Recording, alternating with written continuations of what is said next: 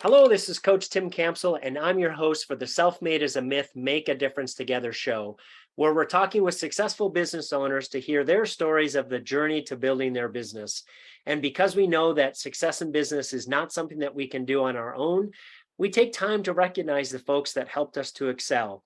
Today, I'm excited to have a fellow business owner from Indiana with us today. My guest is a competitive athlete in master track and field, where he goes to about 4 to 5 meets a year. So we're going to want to hear a little bit more about that and check out his background with all those medals and medallions. In his downtime, he enjoys attending his grandkids' sporting events, reading nonfiction, and playing trivia. And he's most proud of starting 5 companies without going bankrupt, which all of us business owners know is quite the accomplishment. So it is my pleasure to welcome Kurt to the show today. Hello, Kurt. Good morning, Tim. Hey, let's start with having you introduce yourself. Tell us a little bit of your personal story, like where you were born, where you live, and a little bit about your family. All right, I appreciate that. Thanks for having me on your podcast. I was born here in Indianapolis, but I've lived in other places like New York City and Texas and a little bit in California. So I can't work for other people. I'm not a very good employee. So I started my own companies. I started 5. AlGalCo is the 5th one I started. Like it said in the bio, that's 5 companies. I live in the same house and haven't gone bankrupt. So I told my kids that once and they said, so I said, you wait until it's your turn, pal. And you learn what the terms jointly and severally mean on guaranteeing notes. And said, you'll learn all that fun stuff. Yeah. I said, so 5 startups. And the first one was in an area I was IU School of Business. I said the first one was there, but the other 4 had nothing to do with what I learned in college. So it was just kind of one of those. A lot of it is serendipity. A lot of it is because you just keep your eyes and ears open and all that. So, and a lot of folks ask, why do I stay in Indianapolis? Because the barriers to entry of starting a company here are incredibly low compared to New York or California or Chicago, any place. I couldn't have done this startup when I'm on now if it was done any other place, because this is. And there's always a lot of people around that contribute, that want to invest 10,000 or 25,000, maybe 50,000. So it's good for that kind of environment as well. Awesome. Not very good when you need 5 or 10 million, but it's really good when you start out. So tell us about your family. Well, there's 5 of the monsters, 2 boys and 3 girls. So I'm very happy that all 3 girls graduated from a Big Ten university, although one was Purdue. I'll still, I won't hold that against her because it's still a Big Ten college. So, but they're all grown out of the house, and there's 3 grands, and hopefully more if I can get them to keep the old man happy. So, your background is pretty impressive. Tell us about your track and field and still competing. And sounds like you do a number of different sports in the track and field. So, tell us a little bit more about that. Well, I was never that talented. So when I went to North Central, and we had really good track teams there and played football and wrestled as well. But track was always kind of my favorite. So there were guys with a lot more talent than me. And so they were here, I was there. And then we're going downhill. And my goal was to go downhill slower than they go downhill. So I figured by the time I'm in my 80s, it's going to cross over and then I might be good at it. So. No, but it's fun. I do the decathlon is my best event. That's 2 days. You do 10 events because I have a little speed, but I'm not as fast as the fastest, and a little strength, but not as strong as the strongest. But I can still do all 10 events. Wow. And at my age, doing all 10 is that's kind of a miracle in and of itself. Yeah. Okay. So, but all the kids were required to be in sports. They all were required to swim. Because I figure if they're 19 years old on a party boat in the Ohio River and it sinks, I want them to be able to swim the shore and save themselves. Right. So they all had to swim. And then, of course, they all like to play soccer and all that stuff. So wonderful. An athletic family. And it's fun because it's, how it is when you start companies. They're very frustrating most of the time, I guess, or a lot of the time. So to go out on a track and put your spikes on, and like we discussed, take the tennis balls off the walker and really get some speed going up. It makes you feel a lot better, a lot more confident, especially when you're negotiating something. Sure. Because you have some fat lawyer there. It's like, okay, if I have to, we can go outside on this, negotiate the price. Right.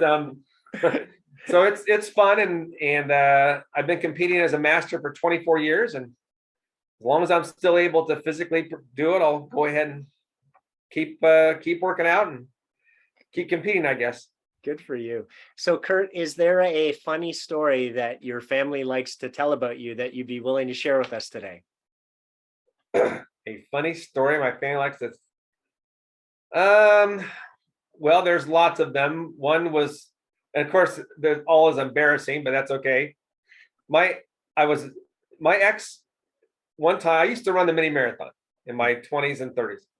So one time my ex said, well, she wasn't a runner, but she trained for this. She goes, I'm going to run the mini marathon. I said, yeah, right. So this was in the old days when it ended at the 500 racetrack at the stop line. So we take off at the start. I lose her.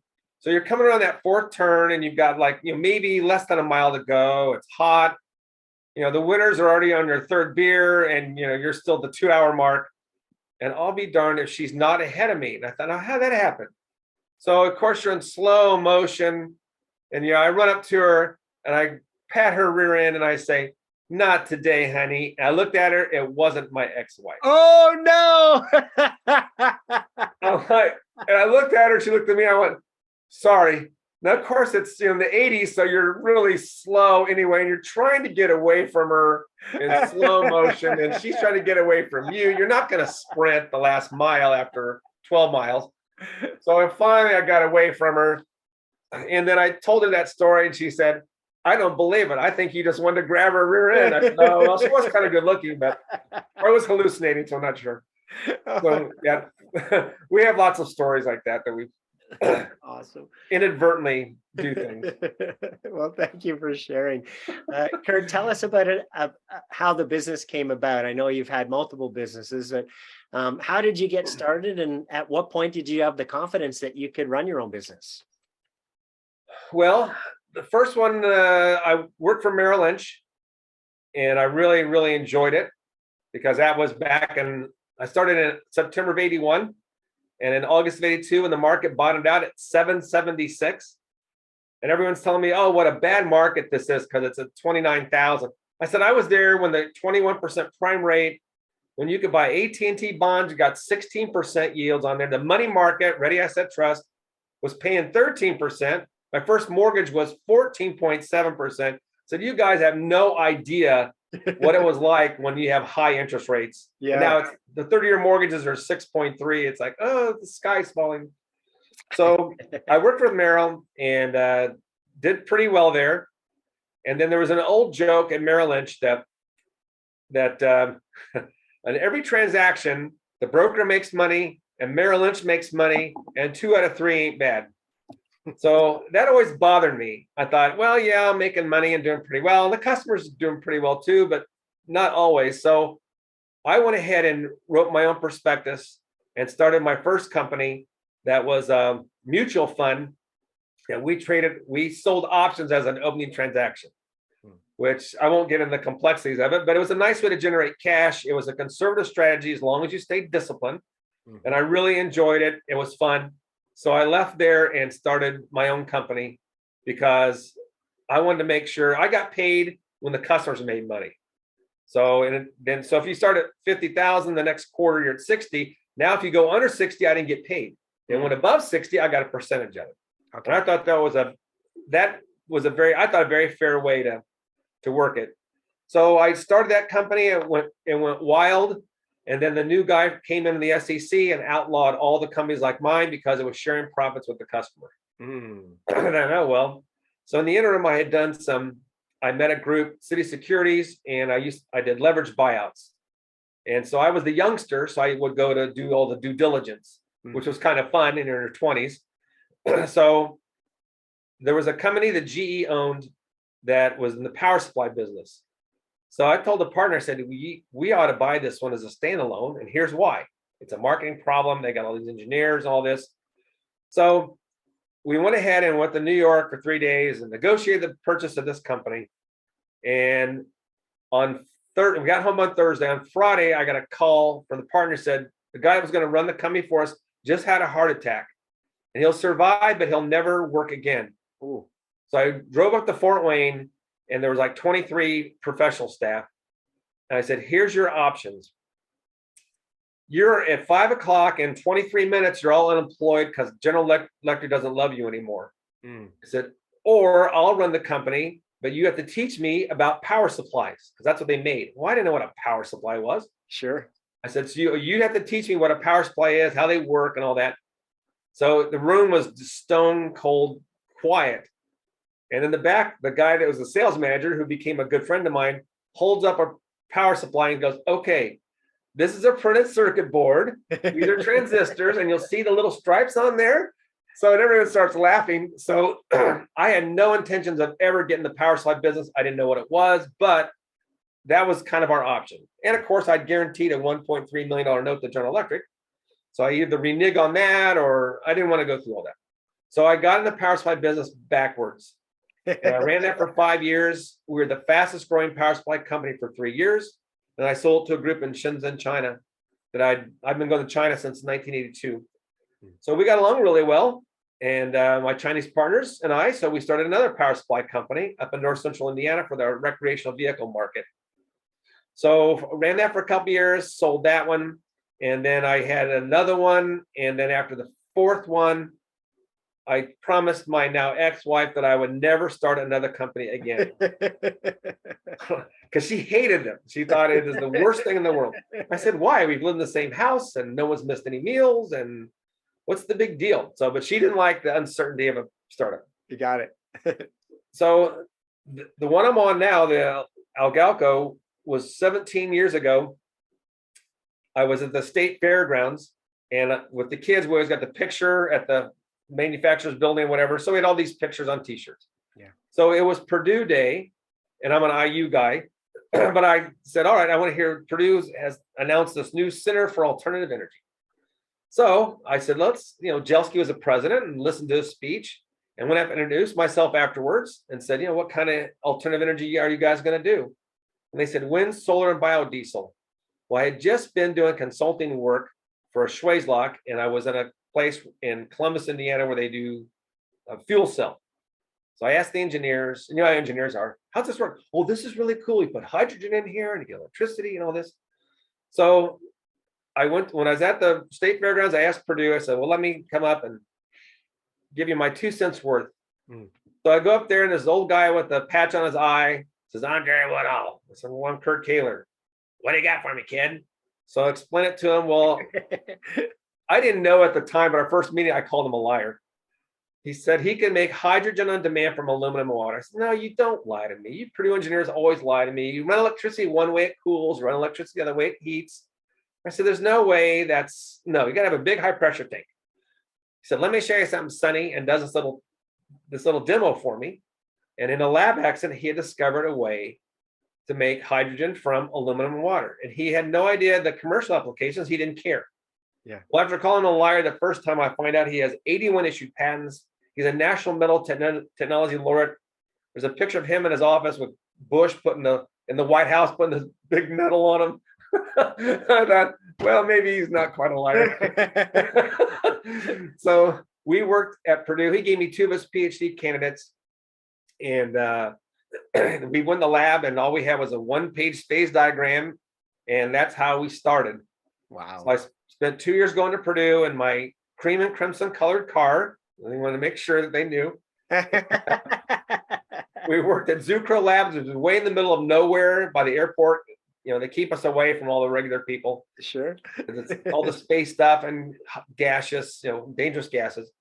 So we spent 2 years up there. Then we applied for patents. And lo and behold, the patents issued and the technology worked. So then I spent another 4 or 5 years with the military. We did 4 military applications because their issue is how do you get energy to a forward operating base? in Afghanistan, because they blow up trucks with 3,000 gallons of JP8 fuel. Remember a couple of months ago, there's a truck on the interstate that blew up. That was saying that's what they did in Iraq and Afghanistan. They blew up the terrorists and blew up the trucks. Sure. So here's a way to get energy in the form of this aluminum, put a round in it, nothing happens. Just add any kind of water, there's your hydrogen. So we did emergency portable generators. So then when they sequestered the budget, 8 or 9 years ago, then that didn't, we had to, no more military spending on new technology. So we looked around and thought, well, who else needs this? And they said, well, fleet vehicles have green fleet initiatives. So I thought we can do that. So we found a city that worked with us, and we did a prototype and a 2.0, 3.0, 4.0, 5, how that progresses. Yeah. And now we've got a system on the city of Fishers, and it works, and it was installed last Thursday. So now we're a couple more development projects to do, and then we'll either lease or license out the technology or sell the company. Wow. Our job was to develop it, characterize the alloy, make a product for sale that people want. Yeah. Because I don't have the money to scale this thing at the level where it needs to scale. Sure. Yeah. So very big player. Yeah. Wow. So Kurt, share a story where someone pushed you or inspired you that you could do it, even though maybe you thought you couldn't, and the impact that person had on you. Kind of in a weird way. My mother was an ultra conservative. Okay. And when we go to lunch, I try to take her to lunch at least once a week to see her. And she would always say things like, why in the world would you invest money in a company that doesn't make any money? I want the cash in my hand. Why would you do all this time and effort to have a company that doesn't make any money? I said, Mom, these are how all startups work, is that you have to go through and look at Cummins. It took them 20 years before they made money. All these companies, Amazon, all of them, no one starts out making profit the first day. Sure. Well, who raised you? That's the dumbest thing ever. So I call that the mom test. So you have to be able to justify to yourself that your mother is going to say, that's because she's her harshest critic in a way, and also your big support. But it was pretty funny because she always, are you guys making money yet? No, we're still developing it. Well, when you can put money in my hand, and she never invested, of course, I would never even ask her. It'd drive me crazy. But that was someone that, that you always, the technical part works. Can I add water? Can I make this? Is it hydrogen? Does it burn? Sure. And yes, as long as I can know yes, or had a basis that this thing worked, then I knew that I felt comfortable. So she didn't push me like, hey, get off your ass and get to work. But it was more like, you better justify the most ultra conservative human in the history of the world. Treasury bonds, I don't know. Those sound pretty risky. I love it. So yeah, she kind of provided impetus of making sure you stay grounded. And so you kept asking that question, how are we going to make money on this thing? Sure. Yeah. So you've had multiple experiences. What is your biggest learning as a business owner? Most thing I learned, well, it usually takes 3 or 4 startups to figure the system out. So I guess the biggest thing I learned is you are guaranteed you're going to screw up. There's no way around it.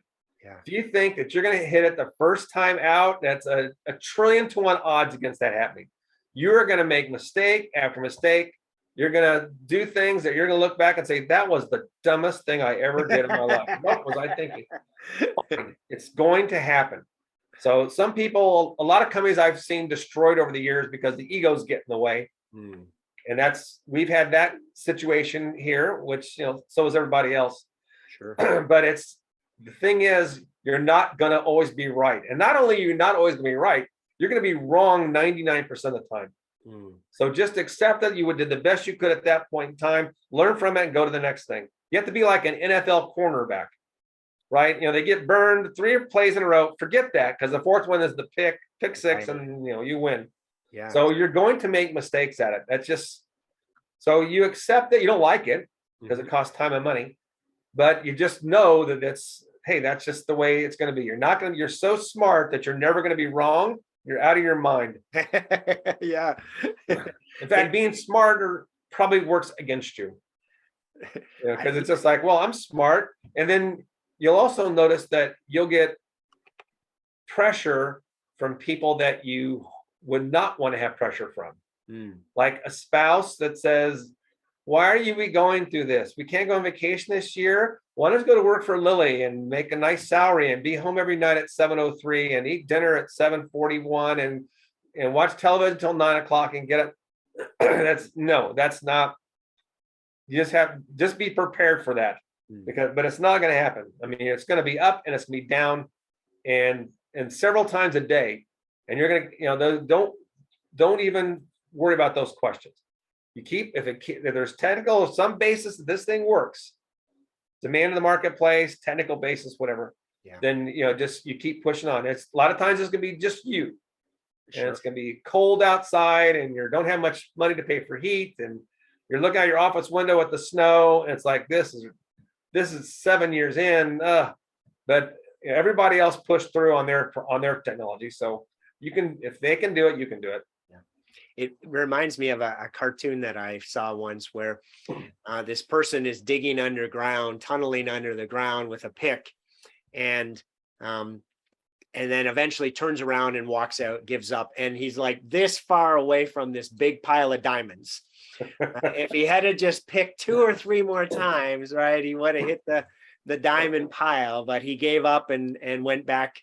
And so what you're saying is, don't give up, right? Keep going, because you if you are persistent and consistent, you're eventually going to get to that, some version of that success.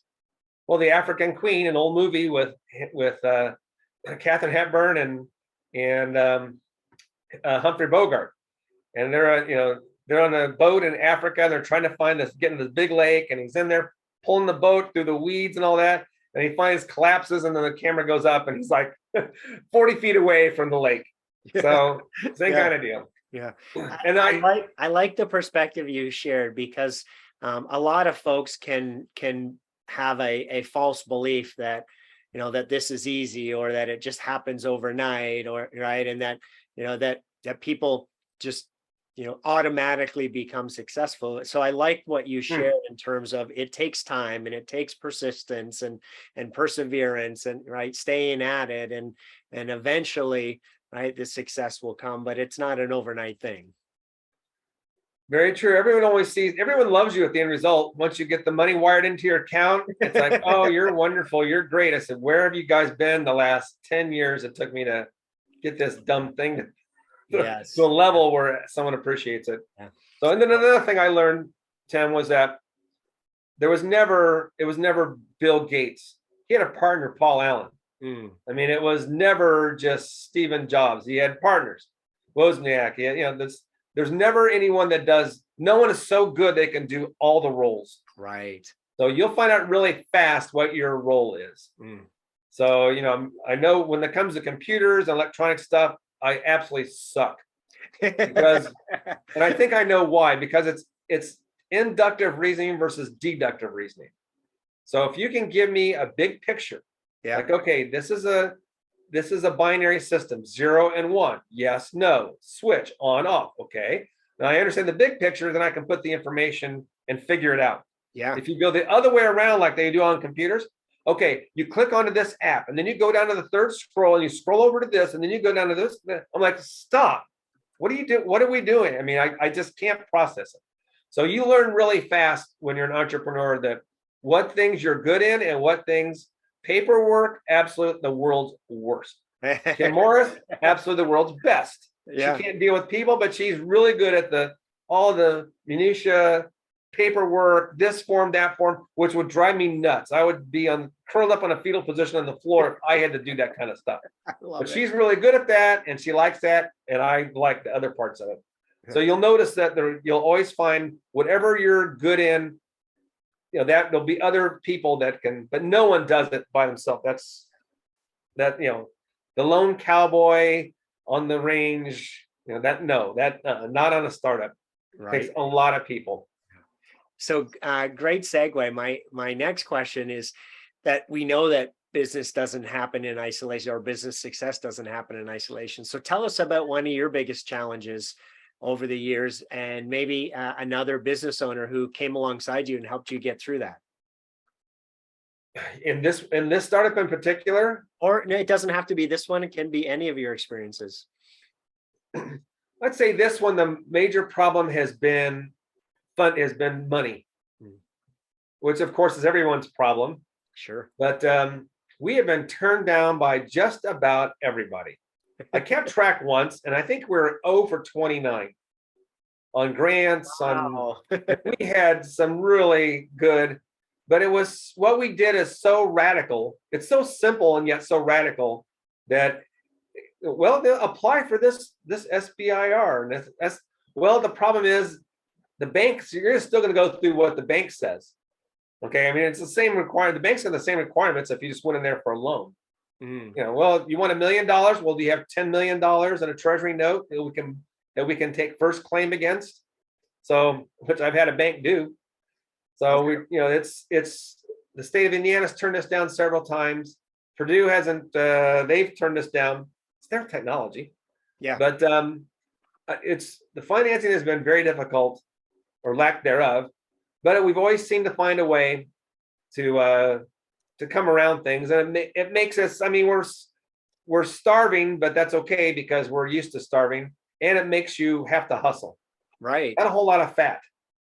So that's been the big issue with this, is because number one, it's really radical. Making hydrogen from aluminum and water. What in the world? Yeah. Yeah. But and the reason I like this is because this was September 2005 was my first trip to Purdue. And when he did the little demo for me, and I saw the hydrogen come off, and it was during Katrina. And I remember watching on television, all the people standing there with gas cans at the gas station, no power. Oh, right. Yeah. And I thought, there is no electricity to get the gasoline out of the ground into your tank. And I thought, well, if this thing really works, why not use the flood water, make hydrogen, and then run an emergency portable generator? Right. There's no emissions because it's hydrogen. You don't have to store it as like gasoline. It's just stored in an aluminum alloy. Yeah. So that vision just popped in my head, and I have followed that for 17 years. That's awesome. So it's just one of those things that just kind of clicked. So when Edison said it's 1% inspiration, 99% perspiration, that was it. That was the 1% inspiration. Was when he did that, it just clicked that, hey, this is. So we did emergency portable generators. That was our proof of concept, like 12, 13 years ago.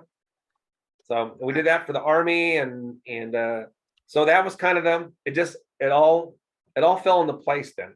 Yeah, that's awesome. So Kurt, if I was to ask you to pick 3 people in your business owner journey that you're most grateful for being there to help with your business growth, who are they? Who are those 3 people, and how'd they help you? I would say my father's probably in the top 3, because he was an entrepreneur. Okay. And he taught me a lot, but I learned a whole lot more than he taught me. So he was probably involved in 40 different businesses. When we were kids, we lived downtown on East 10th Street, and then we moved into a big house. And after 5 years, we lost the house and lived in government Section 8, government assisted housing for 5 years in an apartment. So you understood what the word risk means. Right. It's really interesting because there are 4 other entrepreneurs that I knew that we grew up in that apartment. We weren't friends, but we knew each other, that are all started their own companies. There's something about that place that either made you a heroin addict or made you an entrepreneur. Depends on how lucky you were, I guess. Right. So, and then he taught me stuff that, he used to have this Pontiac Bonneville car, this huge thing that got like 10 miles a gallon. I said, Dad, why don't you buy a Datsun B210 and get 30 miles a gallon? He says, you don't understand the system. He said, the faster you use up the gasoline, the faster the price will go up, and then you have other alternatives. And when you're 10, 12 years old, you never think of that. It's like, well, that's a pretty interesting thought. Sure, yeah. So so I'd say that he is up there on the stuff that you see what it took, and how to do things and a lot of how not to do things. Yes. He was a pound the desk kind of person, and I never liked that. I didn't like it when it was applied to me when I was a kid. I don't like that now. I don't react very well to that. Yeah. I'd say the second person is probably Pete Carlino, who I've known since we were 4 years old, because he also is a Purdue guy. So, but that's okay. But whenever we can talk about anything, so there's issues on the girls' front or family or the business or a recalcitrant board member or whatever it is, I can call him up and I can rant and rave and scream and yell at him. Yeah. And then he rant and raves and screams and yells at me for whatever going on in his life. And it's always nice to have a best friend. Yeah. Because there's lots of things that you really don't want to talk to people about. Sure. So I'd say that's the two people that helped me the most. There's a lot of other people in the third spot that I would say that were a royal pain in the keister, but it worked out fine because that motivated you from the negative things. Sure. I mean, there's this guy in the state of Indiana that drove me crazy because we tried to raise money through one of their funds. This was like 12 years ago. Uh-huh. And he would, you're supposed to have they would send your idea and then some expert would judge it. Okay. Well, who was an expert more than the guy that invented discovered the process in the first place? So a scale of 1 to 4. So we had a couple 3s and a 2. So I went back to him. I said, okay, Carl, what? And he said, well, if you do this and this, we'll get there and you'll get the money and a couple million and that will be the seed money. Yeah. So he went and did and this is all the paperwork, which I hate anyway, and all the things. And he came back and went to like 3 2s. It's like, how do we go backwards? And he was such a pain that I just wanted to make this thing work just so I can make this thing work. And over what everyone, well, this won't work. And here's why. We've had lots and lots of people that said, oh, well, this will never work. There's nothing here he told me there's nothing here that's patentable. So when I got my 2 issued patents, I said, well, obviously they disagree with you. Yeah, but you'll never have a product for sale. So then we didn't run. So there was probably 20 people like that that just motivate you from fine. We're just gonna, all right, don't give me the 2.1 million. Give it to a company that went bankrupt. And I said, but we'll hang in there. And there's lots of people that still do that. Well, I don't know how you guys survived for 17 years. I said, well, we did. Are you going to invest now, or are you just going to keep telling me what I can't do, and then we'll go out and do it? Good for you. So it just really made me angry because they didn't look at the science part. They didn't say, okay, so there really is something that works. Mm-hmm. There really is a need in the marketplace, which I think people want an alternative to gasoline in their internal combustion engines. I think that's a pretty legitimate, but they just were, well, we've always done it this way. Sure. So here's the process. And it said, you're working with entrepreneurs and you're telling me you're the status quo. I said, you're in the wrong field. Yeah. That's what an entrepreneur does, is disrupt the status quo. Yeah. Right. So I guess that's 2 people and a whole another group of people. Awesome. So Kurt, last question here. Jim Rohn said that we become the average of the 5 people that we spend the most time with. So as you think about that quote, what advice do you have for business owners who are trying to do it on their own? On your own, you're not going to be able to do it on your own because you don't know everything. You don't know the accounting. Well, I mean, maybe you're an accountant, but chances are you're not going to know the accounting. Yeah. Before I started any of my companies, a whole bunch more that I didn't start, I'd go see Peach and Schwartz and Weingart, see John Weingart. Well, Ed and Earl Peachin back in the old days when they were alive. Now John Weingart's the principal. And I would sit down with John and say, okay, here's what I'm thinking. And I would lay out the idea and then just see what he says. Because the tax code is like this high, right? And it changes every year. I'm not going to know all those changes. Right. And John would say, okay, here's the rule you have to follow. Here's the rule, but they're not going to enforce it. Here's the gray area. Yeah. So here's what you want to do. And he would lay out whatever my idea was from a financial perspective. Okay. So that was always something that he goes first. And then I have an attorney that I've known for 30 years or whatever. And so whenever I have an idea, he's the second person I go to. Mm-hmm. All right, Case, here's what we got. this, he tells me how to legally, here's what any idea he has, and I go to him and he tells me what the legal consequences are. Most entrepreneurs don't know the law that well. They don't know the accounting part of it. That's just absolute must have. And then you have to know what you're good in and what you're not good in. Maybe you're a brilliant engineer. You're going to need someone in marketing. Same thing if you're in marketing, you have to know someone in engineering that can keep you. No, you can't sell this because this doesn't work here, or whatever it is. Right. You have to have your weaknesses. There's no way just on your own. I mean, unless you're painting nails or something that's like polishing shoes, that you don't really need expertise. But most entrepreneurs have higher sets of expectations. So and don't be afraid to ask. People don't mind. Don't be shy about it, because the alternative is, if you don't check these things out, if you don't talk to people, and you just think that you know it all and can do on your own, going through losing all your money, losing your house, that's not a fun thing to go through. No. So you will do anything it takes. Once you lose your house once, you will do whatever it takes to avoid that. And that means if you're shy and don't want to know the accounting, talk to an accountant. Ask people around. That's one thing about Indianapolis. It's pretty good about that.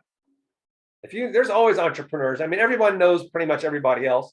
You go to them and say, "Hey, I know we're in different industries, but when you had this problem, who do you talk to? I don't know anything about computers. Who do I talk to on computers to have a tracking system so I know when the trucks need to be filled up with to change the alloy out?" So don't be afraid to ask them why. And you are not going to know everything. Put your ego on. You got to have your ego to keep you going in the bad times, but you also have to put it on hold at certain times and say, "No, if I don't know it, I'm going to ask. And if I look stupid, I don't care." Yeah. Because it's better than going through, well, I'm sorry you have to move or repossession your house, so go live in your car somewhere. Yeah. That's what you want to avoid. Yeah. I like that you gave a number of different ways to be able to get help. So that could be outsourcing it by, going to a CPA or an attorney, or asking fellow, entrepreneurs for, to share their experiences or their advice.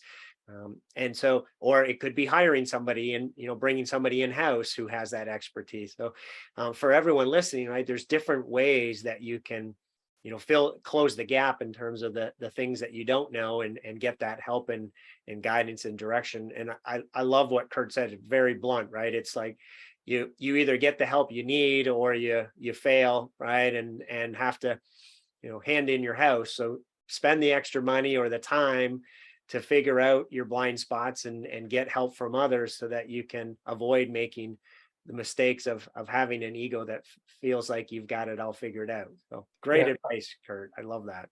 I'm so smart as the sheriff comes and kicks you out of your home. So it's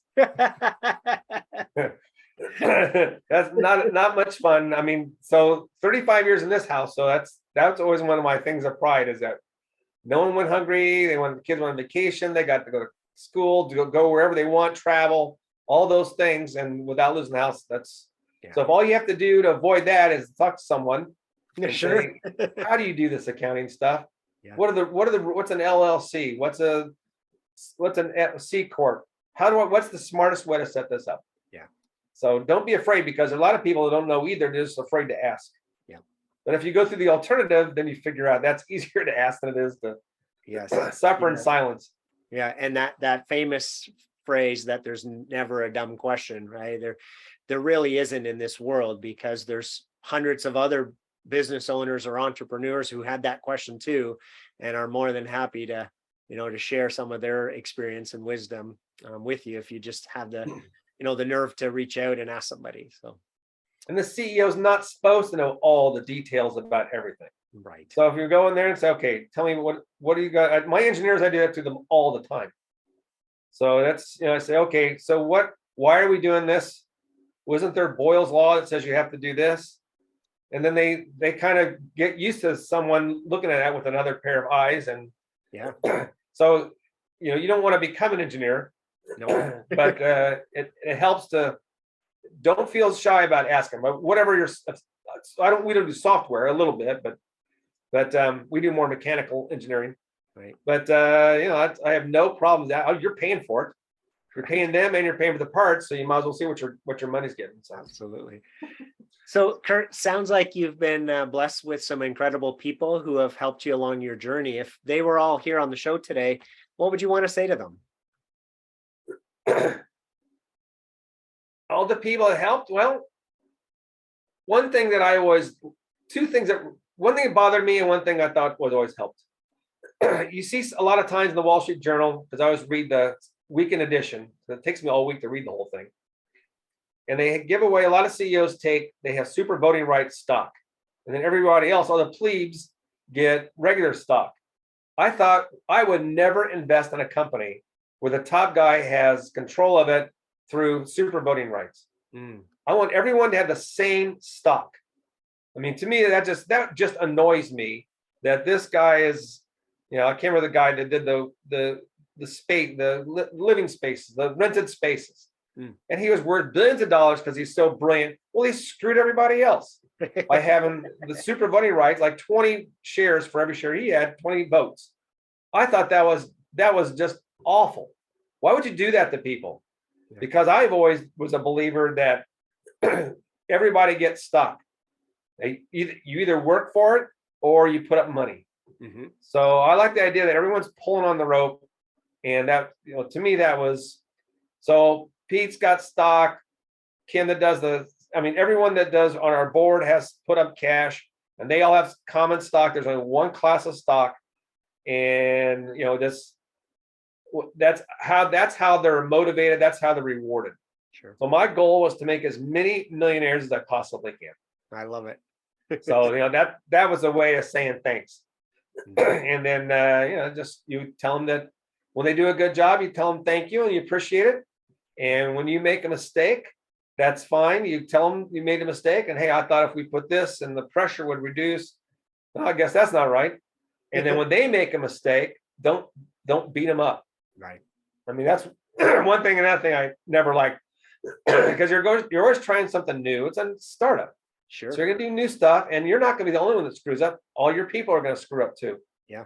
And to call people out, I've seen that happen before, and I never. If I was that person, I would have a less than congenial reaction to being called out.